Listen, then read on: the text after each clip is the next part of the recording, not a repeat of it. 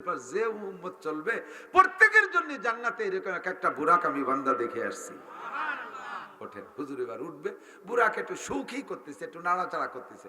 জিবরিল বুরাককে ধমক, হায় বুরাক আতারিফু মান হাযা যায়েব, এই মেহমানকে চেনো তুমি? এভাবে তুমি উশৃঙ্খলা করতেছ, ইনি কে জানো? বুরাককে কয় যে আপনি বেশি চেনেন এটা ঠিক, তবে আমি আপনার চেয়ে কম চিনি না। আপনি বহুবার এনার কাছে আসা যা করছেন, চেনেন বেশি ঠিক, কিন্তু আমিও কম চিনি না। আমি জান্নাত থেকে বেরিয়ে আসার সময় জান্নাতের উপরে দেখি লা ইলাহা ইল্লাল্লাহ মুহাম্মাদুর রাসূলুল্লাহ। আমি 7টা আসমান পার হয়েছি, প্রত্যেক আসমানের গেটে দেখি লা ইলাহা ইল্লাল্লাহ মুহাম্মাদুর রাসূলুল্লাহ। আমি বাইতুল মামুর পার হইছি, ওর গেটে লিখি লা ইলাহা ইল্লাল্লাহ মুহাম্মাদুর রাসূলুল্লাহ। সিদরাতুল মুনতাহা সাইরে আসি, ওর গলায় ঝুলোর দিকে একটা সাইনবোর্ড, তাতে লেখা লা ইলাহা ইল্লাল্লাহ মুহাম্মাদুর রাসূলুল্লাহ। আপনি আমার চেয়ে বেশি চেনেন, তবে আমি আপনার চাইতে কম চিনি না। তাহলে এমন কেন করতেছিস? কয় হুজুর, ও জিবরাইল, আমার নবীকে আমি আরোহণ করে আমি ধন্য হব, তবে আমার কাছে ওয়াদা করতে হবে আজকে আমি ছাড়া আর কোনো বুরাক দুনিয়ায় নাই। আমার নবী যেদিন জান্নাতে যাবে, জান্নাতের সকল বুরাক আইসা নবী পাকের কদমের কাছে এসে লাফালাফি করবে আর বলবে ইরফা আলা হাযা ইরফা আলাইয়া, আমার পর ওঠেন, আমার উপরে ইরকাব আলাইয়া, আমার উপরে চড়েন। হুজুর, যে আজকে আমার কাছে ওয়াদা করতে হবে, সেদিন লক্ষ লক্ষ বুরাকের ভিতরে আমিও থাকবো, অন্য কোনো বুরাকে চড়তে পারবে না আমারে ছাড়া। এই কথা বললে আমি একটু তৃপ্তি সহকারে বহন করতে পারবো। হুজুর ওয়াদা করুক। হুজুর কয় জিবরাইল বুরাকে কি কয়? কয় হুজুর বুরাক অ্যানিম্যাল হইল, আসল কথাই কয়। আপনি তার কাছে ওয়াদা করেন, এই দুনিয়ায় তোরে ব্যবহার করছি, জান্নাতের মধ্যে আমি তোকেই ব্যবহার করব। হুজুর এই ওয়াদা করার পরে বুরাক একেবারে পাথরের মতো জমি গেছে। নবী পাক এবার বসছেন, রওনা দিল জিবরাইল সাথে। বুরাক যাইতে যাইতে যাইতে যাইতে এই যুবকরা আমার দিক তাকাও। ইউটিউবের ভিতরে অনেক খবর, ইসরায়েল ইহুদিদের খবর শোনা যাচ্ছে না? একটা নাম ওরা কইতে যে নাম পড়তে বিরাই পরিবর্তন হয়ে গেছে। ভারতের ভিতরে একটা নাম আছে মাদানীপুর, মাদানীপুর, অথচ ওরা কয় মেদিনীপুর। নষ্ট হয়ে ফেলাইছে। জায়গাটার নাম বাইতুল লাহাম। ইসরায়েলের ভিতরে এই জায়গাটার নাম বাইতুল লাহাম, ওরা কয় বেতেলহাম, আবার কেউ কয় বেতলাহাম। সাংবাদিকরা এক একজনের মুহি এক একটা শুনতেছি জানি। জায়গাটার নাম বাইতুল লাহাম। এই জায়গা হযরত ঈসা আলাইহিস সালামের জন্ম হয়েছিল। ওই পর্যন্ত গেছে। যার পরে এক রাতের বেলায় ওখানে যে জিবরাইল বলছে ইয়া রাসূলুল্লাহ, জিব্রু আগে বুরাককে বলছে বুরাক কুম দাঁড়াও। বুরাক দাঁড়াইছে, হুজুরকে বলছে ইনজিল ইয়া রাসূলুল্লাহ, হুজুর একটু নামেন। হুজুর বললেন কেন নামবো? এই জায়গা কি? কয় যে হাজা বাইতুল লাহাম, এই জায়গাটার নাম বাইতুল লাহাম। কয় এই জায়গার ফজিলত কি? কয় এটা মাউলিদু ঈসা আলাইহিস সালাম, এই জায়গায় ঈসা আলাইহিস সালাম জন্ম নিয়েছিলেন। আর ঈসা আলাইহিস সালামের জন্মের কিসসা তো আমি কুরআনে যা পড়ছি, ও জায়গায় একটা খেজুর গাছ আছে, মরা খেজুর গাছ ছিল। ঈসা আলাইহিস সালামের মা মারিয়াম আলাইহিস সালামকে আল্লাহ বলেছিলেন ওয়াহুজ্জি বিজিজিন নাকলাতে তুসাকিত আলাইকা রুতাবান জানিয়া। মারিয়াম ঈসা আলাইহিস সালামকে জন্ম দেওয়ার পরে এখন ক্ষুধার পিপাসায় কষ্ট হবে। এখন বললে আল্লাহ আমি খাবো কি? আল্লাহ পাক বললেন যে এই যে খেজুর গাছ আছে, যেই খেজুর গাছের নিচে ঈসা আলাইহিস সালামকে ডেলিভারি করছে, ওই খেজুর গাছটা বহুকাল আগে মাথা টাথা মরিয়ে শু হয়ে গেছে। জিবরাইল কয় খেজুর গাছে ধাক্কা দেন, পাহা খেজুর পড়বে। মারিয়াম কয় আমার এত পাগল বালি হবে কে? খেজুর গাছে খেজুর পড়বে, খেজুর তো নাই, তার মাথাও নাই, কবে মরিয়ে নাড়িয়ে হয়ে গেছে, তার পাতাও নাই, আমি তা ধাক্কা দিলি খেজুর পড়বে? জিবরাইল কয় এই প্রশ্ন তো আপনার করা উচিত ছিল না। আপনিও জানেন নারী পুরুষের মিলন ছাড়া পেটে বাচ্চা হয় না। আর আপনার কোনো স্বামী নাই, বিনা পুরুষে আপনার পেটে যে আল্লাহ তাআলা সন্তান দিতে পারে, ওই আল্লাহ তাআলা মরা খেজুর গাছে খেজুর দিতে পারে কি পারে না? মারিয়ামকে হা ভুল হয়ে গেছে, ঠিকই কইছেন। তা ধাক্কাটা দেন, দেশে ধাক্কা। আরে খেজুর গাছ যতই মরক দাঁড়াই রইছে তো, আর সবে মাত্র বাচ্চা ডেলিভারি দিয়েছে, নবপ্রসূতি মহিলা, শরীর দুর্বল, সে খেজুর গাছের নাড়াই কি ধাক্কা দিয়ে কি নাড়াইতে পারে? কিন্তু একটু ধাক্কা মারছে, একটা চিকুন ডালকে ধাক্কা দিলে যেরকম তুলতুল করে নড়ে, খেজুর গাছটা ওইরকম নড়ছে।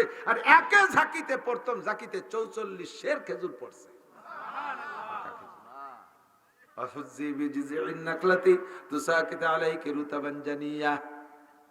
আর পানি পান করবে কোন জায়গায়?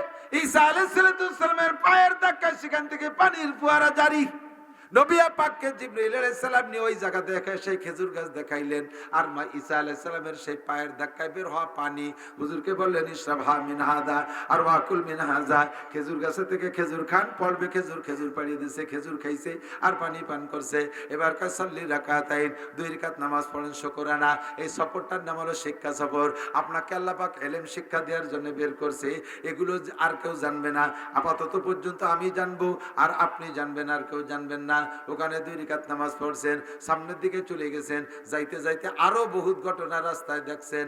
লাস্টে যে বাইতুল মুকাদ্দাসের কাছে গেছি, বাইতুল মুকাদ্দাসের কাছে গেছি, বাইতুল মুকাদ্দাসের কাছে যাইয়া নবী পাককে মসজিদের মধ্যে ঢুকাই দিয়েছে। এই যুবক, আমার নবী কাবা ঘরের ভিতরে ঢুকে নামাজ পড়ায় নাই, কাবা ঘরের বাইরে দাঁড়ায় কাবার সামনে করে নামাজ পড়াইছেন, মসজিদে নববীতে দাঁড়ায় কাবার দিক ফিরে নামাজ পড়েছেন, বিশ্বের যেখানে গেছে কাবার দিক ফিরে নামাজ পড়ছেন, কিন্তু কাবার ভিতরে দাঁড়ায় নামাজ পড়ার নাই কখনো। এমনি একা একা নামাজ পড়ছে, কাবার ভিতরে দাঁড়াইয়া ইমামতি করেন নাই। আর বাইতুল মুকাদ্দাসে যাইয়া তার মেহরাবের মধ্যে দাঁড়াইয়া কাবার দিক ফিরে ইমামতি করে নামাজ পড়াইছেন। আমার নবী বাইতুল মুকাদ্দাসের ইমাম। ওই বাইতুল মুকাদ্দাস দখল করে নিয়েছে, বাইতুল মুকাদ্দাস দখল করে নিয়েছে জেরুজালেম, ইসরায়েলি ইহুদিরা। এখন যদি বাংলাদেশ সরকার আমাদের জন্য ইসরায়েল আর ফিলিস্তিন গাজায় যাওয়ার অনুমতি দেয়, সকলে যাওয়ার জন্য প্রস্তুত? প্রস্তুত? নারায়ে তাকবীর! বিশ্বের মুসলিম এক হও, জিহাদ করো। বুড়ো বাবারা হাত উঁচতেছেন না, হাত দুহেন কাজে লাগিয়ে গেলি যদি লাগিয়ে যায় মনে, আপনি জাতি পারবেন না, এর মধ্যে 100% গ্যারান্টি আছে। কিন্তু সমর্থন করতেছেন হাত উঁচু করে। এই সমর্থনের বদৌলতে আল্লাহ তাআলা গাজার মুজাহিদদের সাথে, বদরি সৈনিকদের সাথে জান্নাতে দিয়ে দিতে পারে। কারা কারা প্রস্তুত? প্রস্তুত? বক্সিনের সাথে হাতে ভাবে না, বক্সিন এভাবে বক্সিন পাকানো শেখো, দেখা যায় বক্সিন পাকাইছে, এইরকম ঘুষি দিলি বুড়ো আঙ্গুল উল্টো দিক ভেঙে যাবে না। বক্সিন এরকম খুব টাইট, ওই নেই, এই যে হেনে দিছে এবার বক্সিনও দিতে দিচ্ছে ভাই না, ওই কিলি নাক ভাঙে নাকি? নারায়ে তাকবীর! বিশ্বের মুসলিম আরে একই শুয়ে থাকলে কাজ হবে নাকি? এক হও, জিহাদ করো। বিশ্বের মুসলিম এক হও, জিহাদ করো। ইহুদিদের আস্তানা বাংলা থেকে ভেঙে দাও। আমরা তো বাংলাদেশে আছি। ইহুদিদের আস্তানা, নাসারাদের আস্তানা বাংলা থেকে ভেঙে দাও। নাসারাদের আস্তানা, খ্রিস্টানদের আস্তানা, কাদিয়ানীদের আস্তানা ভেঙে দাও, গুড়িয়ে দাও। নারায়ে তাকবীর! মুকাদ্দাসের মধ্যে ঢুকাই দিয়েছে। জিব্রাইল পিছন দিয়ে রয়ে গেছে। জিব্রাইলকে হুজুর, জিব্রাইল তুমি কোন জায়গা যাও? হুজুর বুড়ো একটা বান্ধ দিতে হয়েছে। আরে সব জায়গায় শিক্ষা সফর, খালি শিখবা। কুয়োকাটা শিক্ষা সফরে যে কি শিয়ে আসো আমি জন্মের জানা জানি, কলাম না ভালো হইয়া আকাবের সফর বাদ দাও। কক্সবাজার কুয়োকাটা শিক্ষার কিচ্ছু নাই, একটা স্কুল কলেজ ইউনিভার্সিটি মসজিদ মাদ্রাসা নাই, শিক্ষাঙ্গ নাই, ও জায়গায় যাও আকাম শিখতে। এই সফরের নাম শিক্ষা সফর। বর্তমান পৃথিবীতে সবচাইতে অন্যতম শিক্ষা সফর দাওয়াত ও তবলিগের সফর। কথা কয় না? তবলিগের সফর শিক্ষা সফর, ঠিক না? হাঁটার সময় হাঁটা শিখায়, চলা শিখায়, কথা বলা শিখায়, সালাম দিয়া শিখায়, ডিলাকুলুক শিখায়, লুকমা মুখে দিবা কিভাবে তা শিখায়, শুইতে হবে বিছানায় কিভাবে তা শিখায়। সবকিছু শিখায় কি শিখায় না? চলতে উঠতে বসতে সব কিছুতে শিখায়। খানা খাবা কিভাবে, দস্তার খানা বিছাবা কিভাবে, প্রত্যেকটা খানার ভিতরে শিক্ষা আছে। এই বিশ্ব ইস্তেমা কয় বছর আগে, প্রায় 20-25 বছর আগে বিশ্ব ইস্তেমার পাশ দিয়ে মোটর সাইকেল চালায় যায় আমি আর মজিবার দারোগা। বলমারির মজিবার দারোগা আমার সাথে মোটর সাইকেল চালাতো, যারা জানেন মনে আছে নাকি? আমি তার জন্য একটু দোয়া আছে, আল্লাহ তাআলা তারে জান্নাতি করে দিক।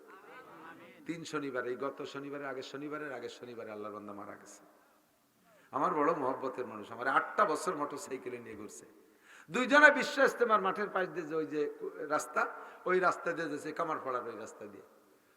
তো গাড়ির প্যাচ পড়ছে, মোটর সাইকেল রাস্তার ডাইন দিক চলে গেছে। উনি তো পুলিশই ঠেক দিয়েছে। তো উনি বলছে ভাই আমি পুলিশের লোক। তো বলছে আপনি পুলিশের লোক জানে হুজুর এরকম, আপনি রুট চেনেন না, বাংলাদেশে রাস্তা তো বাম পাশতে চলতে, আপনি ডাইন পাশতে, সেটা ঝামেলা বাধা দিয়েছে। বাম পাশতে চলবেন, বামে চলবেন, ঠিক আছে চলবানি আছে, উল্টো পাল্টা হবে না। 15-20 দিন পরে বিশ্ব ইস্তেমা। আমি তো ওই পুলিশের সাথে কথা কওয়ার কারণে উনারে চিনিয়ে ফেলাইছি। 20 দিন পরে বিশ্ব ইস্তেমায় গেছি, দেই যে বিশ্ব ইস্তেমার রাস্তায় ওই পুলিশ ডিউটি করতেছে। এবার সেই পুলিশই কয়, ভাই ডানি ডানি চলি, জিকির ফিকিরে চলি, ডানি ডানি চলি, জিকির ফিকিরে চলি। আমি কই যে সেদিন দি কলি বামে বামে চলি, রুট মাইনে চলি, বামে বামে চলি, রুট মাইনে চলি, আজকে কয় ডানি ডানি চলি, জিকির ফিকিরে চলি।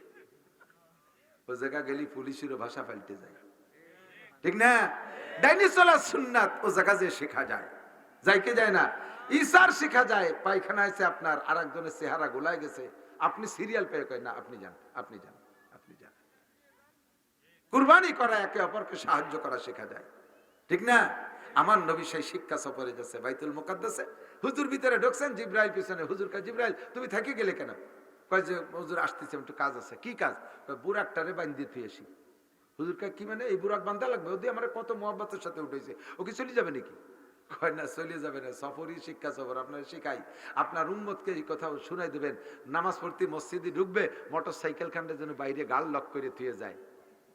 নামাজ পড়তে বাইরে ঘরে ঢুকবে, মসজিদে ঢুকবে, বাইরে সাইকেলটা যেন লক করে থুয়ে যায়, নইলে 5 তল দেশে সাইকেলের দিক তাকায় থাকবে না, সিজদার মধ্যে, রুকুর মধ্যে, নামাজ নষ্ট হবে। বুরাকরে বাঁধতে থুয়েছে, কিসের সাথে বাঁধবে? একটা উঁচু পাথর, জিব্রাইল আঙ্গুল দিয়ে খুঁচা, এই মুখস্থ রাখো, সব কথা কিতাবে পাবা না। জিব্রাইল আঙ্গুল দিয়ে খুঁচা দিচ্ছে পাথরের গায়ে, এবার ফুটো হয়ে গেছে, আর সেই জায়গায় দিয়ে রশি বরিয়ে দিয়ে বাঁধিয়ে দিয়েছে। হয়তো তোমার রাদিয়াল্লাহু তাআলা খিলাফত কালে উনি কয়, আমি গেছি, আমি বাইতুল মুকাদ্দাসে যাইয়ে সেই পাথরটা খুঁজছি, সেই ফুটো খুঁজছি, আমি পাইছি সেই পাথর আর সেই ছিদ্র আমি পাইছি জিব্রাইলের আঙ্গুলের। পরবর্তীতে ইহুদিরা সব রদবদল করে ফেলেছে, নষ্ট করে ফেলেছে। ভিতরে ঢুকাইয়া নবী পাককে সামনে দাঁড় করে দিয়ে পিছনে 2.5 থেকে 3 লক্ষ নবী রাসূলের রূহ হুবহু বডি মানুষ বানাইয়া আর কোটি কোটি ফেরেশতাকে দাঁড় করাই দিয়া বলেন, হুজুর সাল্লি রাকাতাইন, আপনি ইমামতি করে সকলকে নিয়ে 2 রাকাত নামাজ পড়েন। এই 2 রাকাত নামাজ ফজরের নামাজও না, এই 2 রাকাত অন্য কোনো ওক্তীয় নামাজ না, এমনি 2 রাকাত নামাজ পড়ছেন নবীকে সমস্ত নবী রাসূল এবং ফেরেশতাদের ইমাম সাব্যস্ত করার জন্য। আমার নবী, আপনার নবী ইমামুল মুরসালিন, ইমামুল মালাকুত, নবী ও রাসূলদের ইমাম, ফেরেশতাদের ইমাম। আমার নবীর চাইতে বড় নবী আর দুনিয়ায় হতে পারে না। কাজ শেষ, এরপরে রওনা দিল। এ বলতে গেলে বছরের পর বছর লাগে, মাসের পর মাস লাগে, মাথায় মাথায় মারিয়ে দিয়ে আমি জায়গা মতো চলে যাই, তাড়াতাড়ি শেষ করে দেবো, আর বেশিক্ষণ বাড়া যাবে না। কষ্ট হয়ে যাচ্ছে না আপনাদের? তা তো বুঝি, পাম্পট্টি দিয়ে আমার বসায় রাখতে চাচ্ছে। পুরে চালাকে চালা গরম আছে। কি সালসা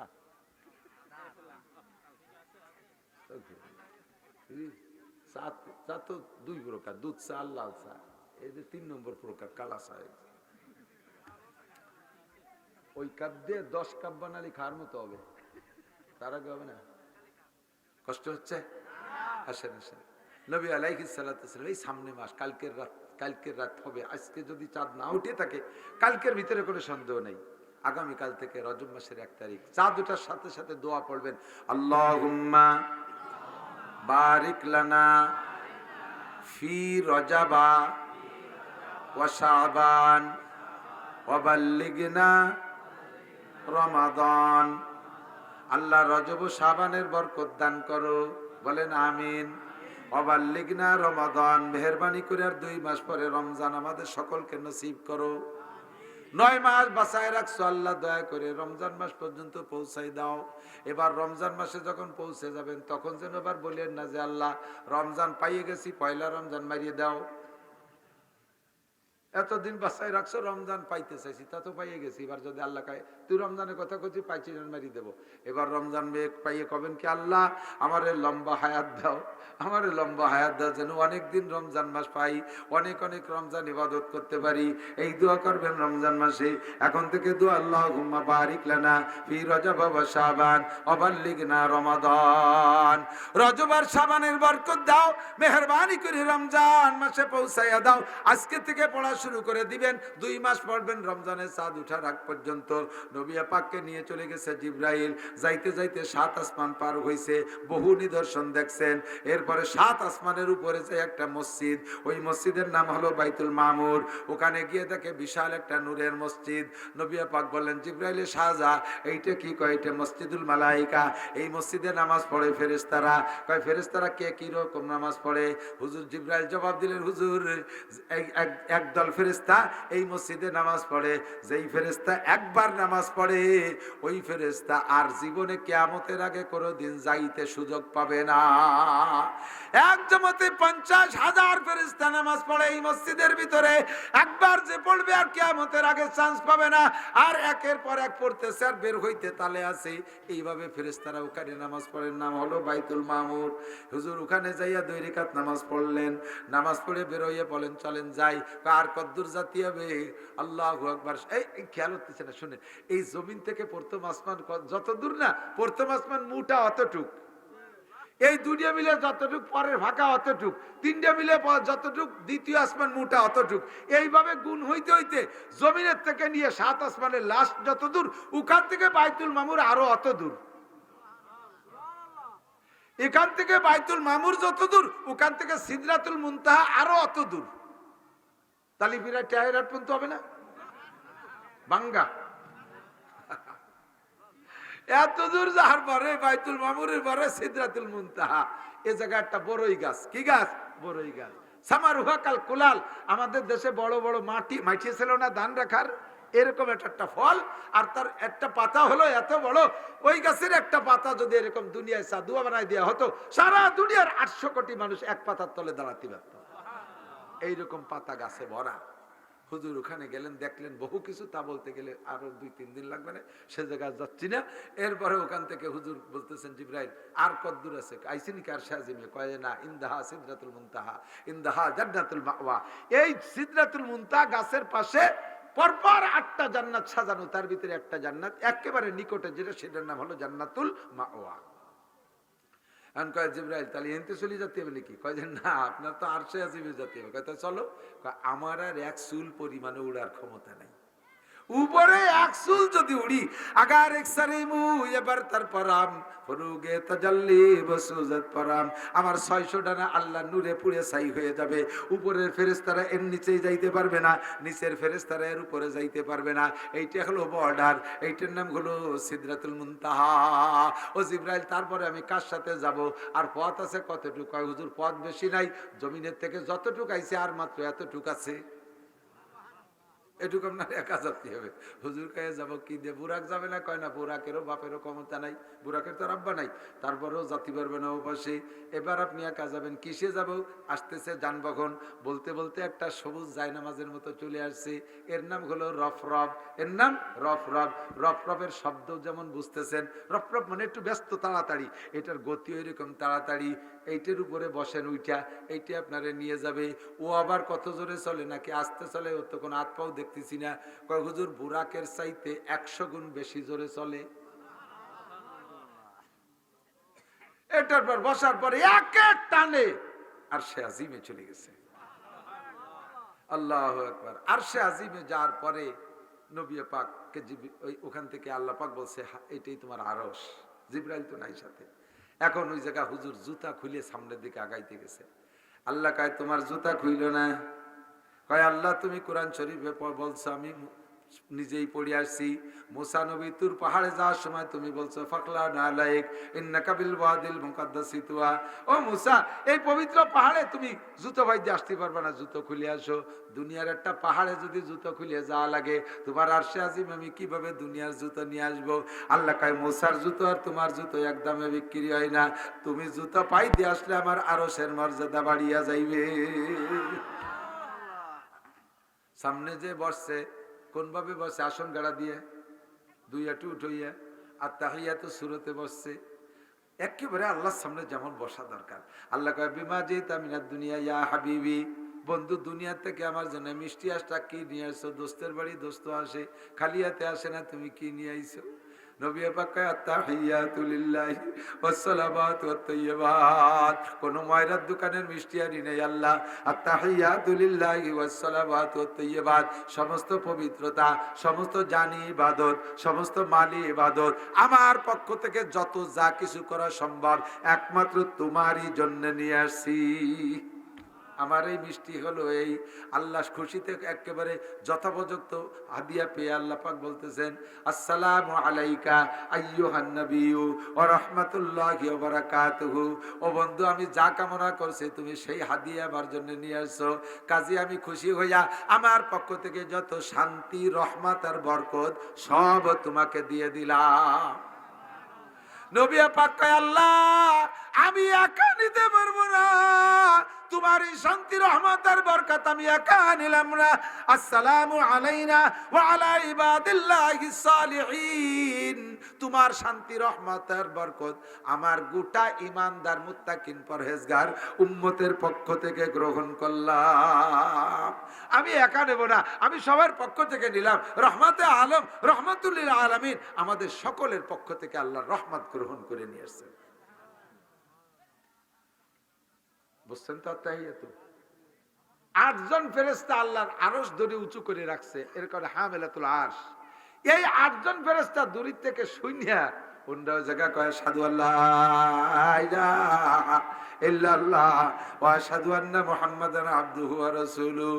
আমরা সাক্ষী দেই আল্লাহ ছাড়া কোনো মাবুদ নাই, সাক্ষী দেই মুহাম্মদুর রাসূলুল্লাহ ছাড়া কোনো নবী নাই, আর কোনো নবী লাগবে না। তবে দুইজনে যা বলছেন এই ব্যাপারে আমরা সাক্ষী থাকলাম। আমরা 8 জন সাক্ষী। আল্লাহ রহমত আর বরকত দিয়েছেন আর নবী তা উম্মতের পক্ষ থেকে গ্রহণ করেছেন। এর নাম হলো তাশাহুদ, এর নাম তাশাহুদ। এই 3 জনের কথা মিলে আত্তাহিয়াতু, পুরা আত্তাহিয়াতু নামাজের ভিতরে পড়া ওয়াজিব। আল্লাহ পাক রব্বুল আলামিনের দরবার থেকে এবার সাক্ষাতের পরে এবার চলে আসতেছেন, অনেক কিছু শিক্ষা দিয়েছে, অনেক কিছু, হাজার হাজার, এক পুরো কোরআন হাদিস সব বলা লাগবে বলতে গেলে। অবশেষে আল্লাহ পাকের কাছে থেকে যখন আসে, আল্লাহ কয় বন্ধু তুমি একটা জিনিস নিয়ে যাও উম্মতের জন্য। কয় নিব, কি নেব, কি দিবা আল্লাহ? কয় খামসিনা সালাওয়াত, 50 ওয়াক্ত নামাজ তোমার আর তোমার উম্মতের উপরে ফরজ করা হলো, এই 50 ওয়াক্ত নামাজ নিয়ে যাও। নবী খুশিতে বাগ বাগ, কোন নবীর উম্মতরে আল্লাহ এত নামাজ দেই নেই, আমারে ভালোবাসে, আমার উম্মতরে ভালোবাসে, তাই 50 ওয়াক্ত দিছি। আল্লাহ নবী আর কোনো কোথাও কথাবার্তা না কইয়া, উড়ামুড়া না কইয়া 50 ওয়াক্ত নিয়ে খুশিতে চলে আইছে।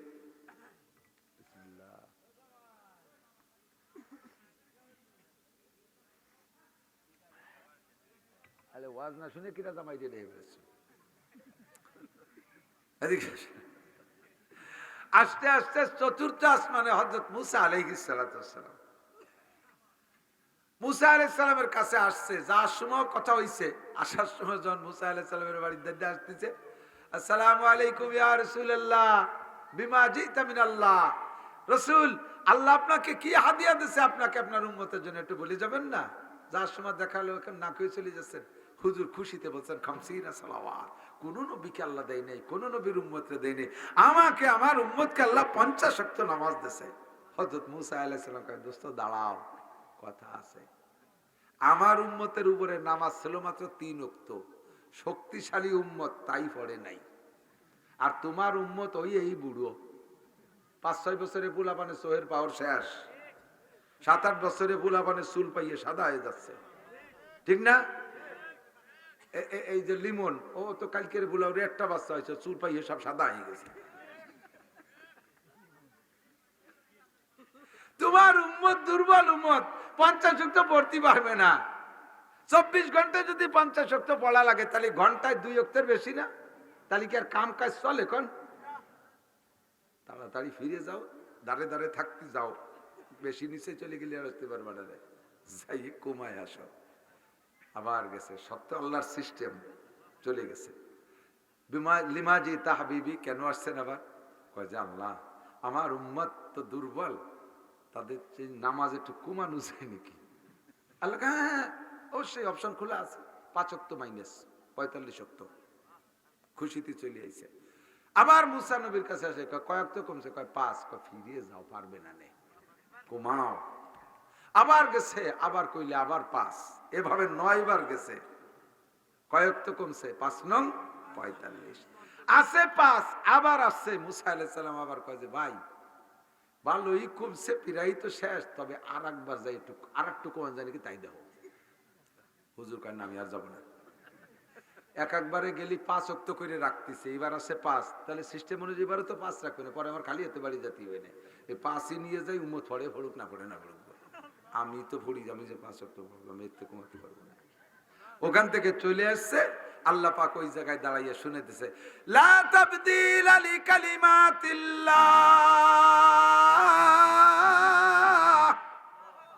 আমার কথার মধ্যে কোনো পরিবর্তন নাই। 50 কইছি তো 50ই, তবে 5 ওয়াক্ত পড়বা, মান জাবিল হাসানা ফালাহু আশরু আমসালিহা, প্রত্যেক একটা নেক কাজের বিনিময়ে 10 গুণ নেকি দেয়া হয়। 5 ওয়াক্ত পড়বা, 5 10 কে 50 ওয়াক্তের সওয়াবই তোমাকে দেয়া হবে। আমি যা বলছি তা বলছি, পরিবর্তন নাই। 50 ওয়াক্ত নামাজ। হুজুর মেরাজের রাত্রে এবার জান্নাত দেখছেন, জাহান্নাম দেখছেন, জান্নাতের ভিতরে বহু কিছু দেখছেন, জান্নাত জাহান্নামের মধ্যে ঢুকছেন, ঢুকে যাইয়া সর্বপ্রথম দেখছেন আমার মতো বক্তাদেরকে ঠোঁট আগুনের কেচি দিয়ে কাটতেছে। হুজুর আশ্চর্য, জিবরাইল কি এরা দিয়ে বেসতে থার কথা, এরা এই জায়গায় ঠোঁট আগুনের কেচি দিয়ে কাটে, এরা কারা?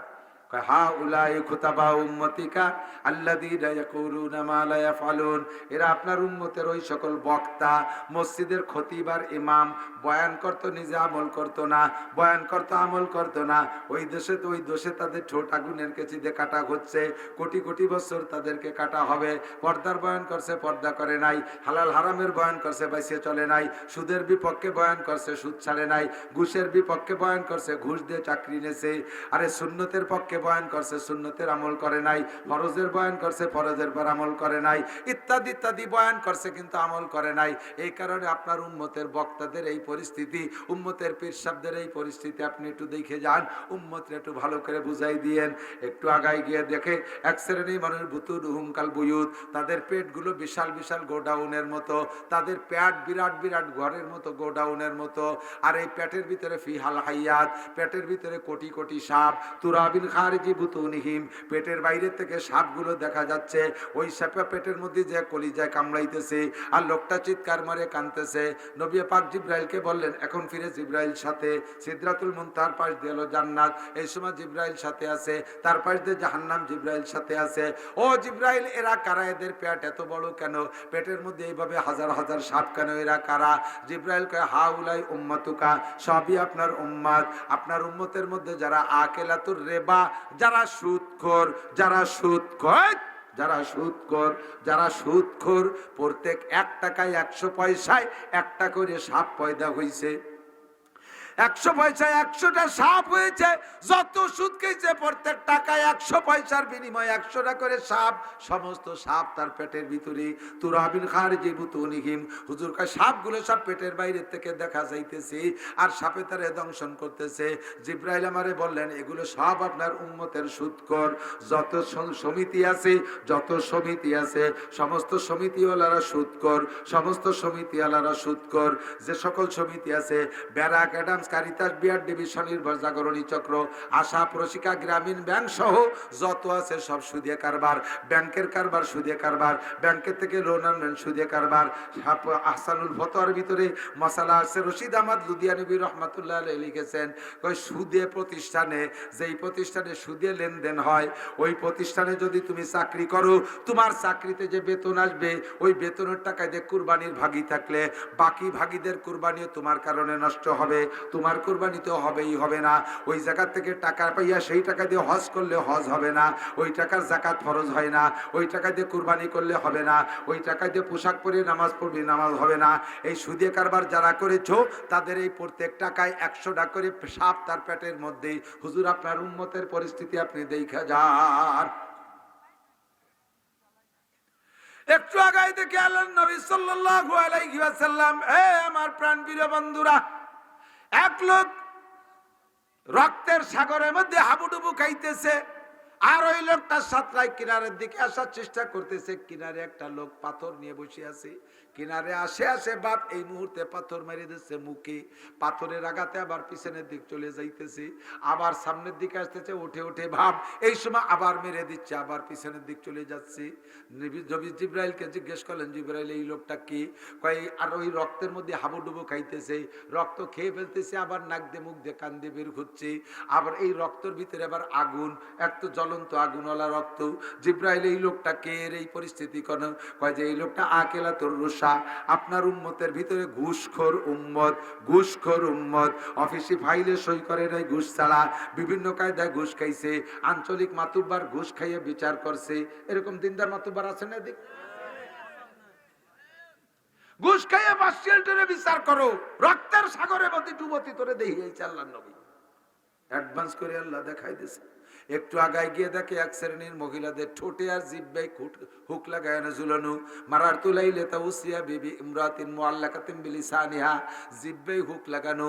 ও জিবরাইলের আকারা কয় ওয়াহি আল্লাতি তুজি যাওজাহা ওয়া জিরানাহা বিলিসানিহা, আপনার উম্মতের ওই সকল মহিলারা যারা জিহ্বা দিয়ে কথা বলে স্বামীকে কষ্ট দিছে, স্বামীর সাথে কটুবাক্য করত, তুই তুই করে কথা বলতো, অকথ্য ভাষায় গালাগালি করত, স্বামীর সাথে খারাপ ব্যবহার করত, প্রতিবেশীকে ঝগড়া করে বিরক্ত করত, একটু মুরগিটা বাড়ি আইটি আসার সাথে সাথে তার 14 গোষ্ঠী উদ্ধার হয়ে দিত। আছেন এরকম দিনদার মহিলা?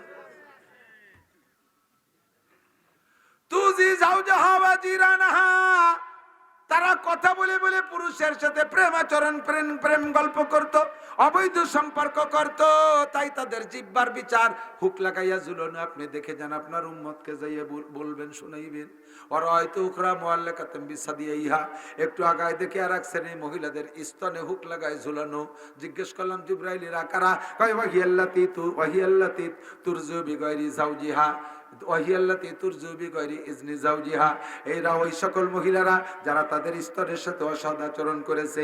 স্তনের সাথে অসৎ আচরণ মূলত শাব্দিক তর্জমা হলো, খেয়াল করেন, শাব্দিক তর্জমা হলো, আগে প্রথা ছিল, যেমন আমার নবী সাল্লাল্লাহু আলাইহি ওয়াসাল্লাম হালিমাতু সাদিয়ার দুধ পান করেছেন পয়সার বিনিময়, আগে এটা ছিল। আর এক মহিলার দুধ পান করা, এক মহিলা অন্য মহিলার বাচ্চারে টাকার বিনিময়ে দুধ পান করাইতে পারবে, পয়সা দেবে, দুধ পান করাবে আর একজনের বাচ্চাকে, তবে এটার জন্য স্বামীর অনুমতি লাগবে। তো স্বামীর বিনা অনুমতিতে যদি অন্য মহিলার বাচ্চারে দুধ পান করাইছে যে মহিলা, তার এই বিচার। ব্যাখ্যার ভিতরে লেখে এক কথায়, স্তনের সাথে যারা অসৎ আচরণ করেছে, খারাপ ব্যবহার করেছে, অবৈধ ব্যবহার করেছে, তাদের বিচার কোটি কোটি বছর জাহান্নামের ভিতরে স্তনে হুক লাগায় ঝুলন। আপনি দেখে যান, মিশকাত শরীফের ভিতরে হাদিস, বেশি দূরে না খুঁজলে আপনিও পাইবেন। ওর হয়তো উখরা মুআল্লাকাতাম বিয়াদাইহা, একটু আগায় দেখি মহিলাদের হাতে হ্যান্ডকাপ দিয়ে ঝুলানো। জিবরাইলকে জিজ্ঞেস করলাম, মান হাউলা মা শানুহা, এদের দোষ কি? জিবরাইল কয় ওয়াহিয়াল্লাতি তুফসিদু মালা যাওজিহা, এরা স্বামীর বাড়ির মাল চুরিয়ে রে বাপের বাড়ি পাঠায়, স্বামীর বাড়ির মাল দিয়ে ইত্যাদি ইত্যাদি করে, স্বামীর বিনা অনুমতিতে বস্তা বস্তা টাকা নিয়ে মার্কেট কইরা কইরা উড়ায়, বন্ধু বান্ধবরে দেয়, ইত্যাদি ইত্যাদি জায়গায় খরচ করায়। এক কথায় স্বামীর মাল স্বামীর বিনা অনুমতিতে খেয়াল করে। এই জনেরা চোর মহিলা, তাদের হাতে হ্যান্ডকাপ দিয়ে ঝুলানো আছে, স্বামীর বিনা অনুমতিতে কিচ্ছু করে, কোনো পয়সা করি মা বাপরে পর্যন্ত দেয়া যাবে না। এক জায়গায় একমাত্র ধর্মের কাজে শুধুমাত্র আপনি স্বামীর বিনা অনুমতিতে দিতে পারবেন, তবে তারও আপনি স্বামীর থেকে অনুমতি নিয়ে রাখবেন, যে এই তো মাহফিলের সিজন, বিভিন্ন সময় মাদ্রাসা থেকে আসে, আমি কি কিছু দেব, এই কথাটা আপনি বলে অনুমতি নিয়ে রাখবেন, নইলে আপনি কিন্তু ওই বিপদের মধ্যে পড়ে যেতে পারেন। 4 নম্বরে একটু আগায় দেখে, ওরা হয়তো উখরা মুআল্লাকাতাম বিরিজলাইহা, আর এক শ্রেণীর মহিলাদের পায়ে শিকল দিয়ে মাথা নিচু মুখে করে ঝুলানো।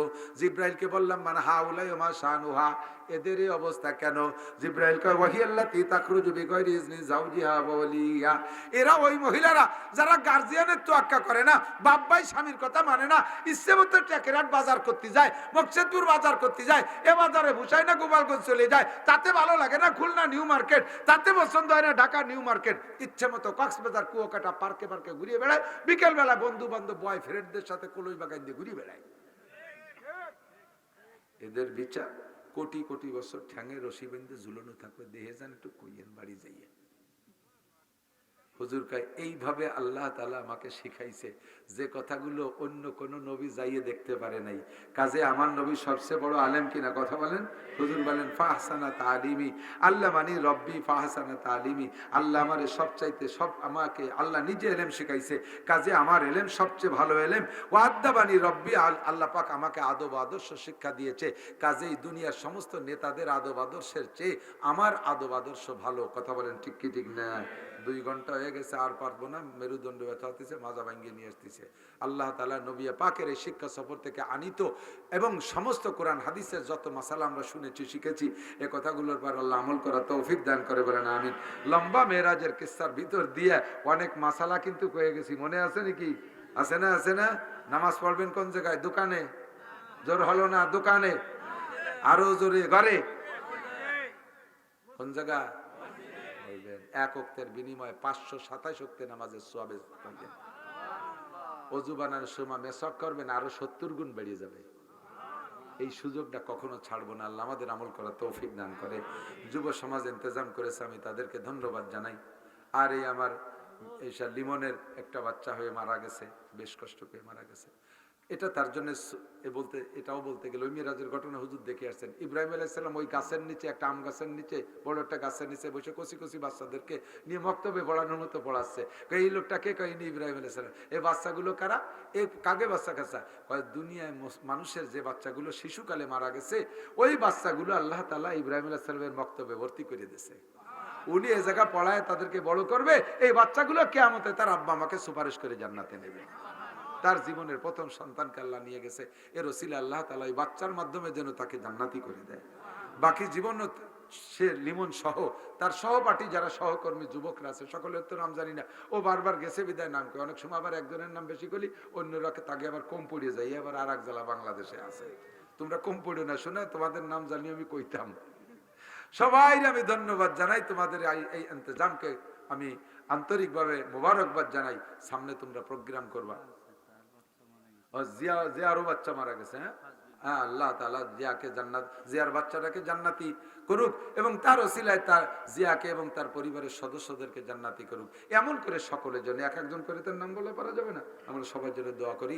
আমরা এদিক তাকান, বলেন 2, একটু কান, 2, 3, 4 ফেব্রুয়ারি 2024 উলাকান্দির মেলা। কি হবে? আপনারা কান কি হবে? 2, 3, 4 ফেব্রুয়ারি 2024 টুঙ্গির ময়দানে বিশ্ব ইজতেমা উলামায়ে কিরামদের অধীনে আমরা সকলে যাব না ইনশাআল্লাহ? যান যান, আল্লাহ আসান করে দিয়েছে, পদ্মা সেতু হয়ে গেছে, ফেরিঘাটে বসে থাকা লাগবে না, টান টান চলে যাবেন ইনশাআল্লাহ, শিখে আসবেন। এটা সবচাইতে অন্যতম শিক্ষা সফর। আল্লাহ আমাদেরকে আমল করার তৌফিক দান করে, যাওয়ার সুযোগ করে দেয়। এবছর আলেম তালবি আলিমরা কম যেতে পারবে, তাদের ফাইনাল পরীক্ষা মাত্র কয়েকদিন পরে। আলেম উলামারা কম যাবে, আপনারা বেশি যাবেন। যাবেন তো ইনশাআল্লাহ? আল্লাহুম্মা সাল্লি আলা মুহাম্মাদ। হুজুর কো মুনাজাত করবে না হুজুর? রব্বানা যালামনা أنفسنا وإن لم تغفر لنا وترحمنا لنكونن من الخاسرين ربنا فاغفر لنا ذنوبنا وكفر عنا سيئاتنا وتوفنا مع الأبرار ربنا هب لنا من أزواجنا وذرياتنا قرة أعين واجعلنا للمتقين إماما اللهم زدنا ولا تنقصنا وأكرمنا ولا تهنا وأعزنا ولا تذلنا في الدنيا والآخرة وأعطنا ولا تحرمنا وآثرنا ولا تؤثر علينا عدونا وارض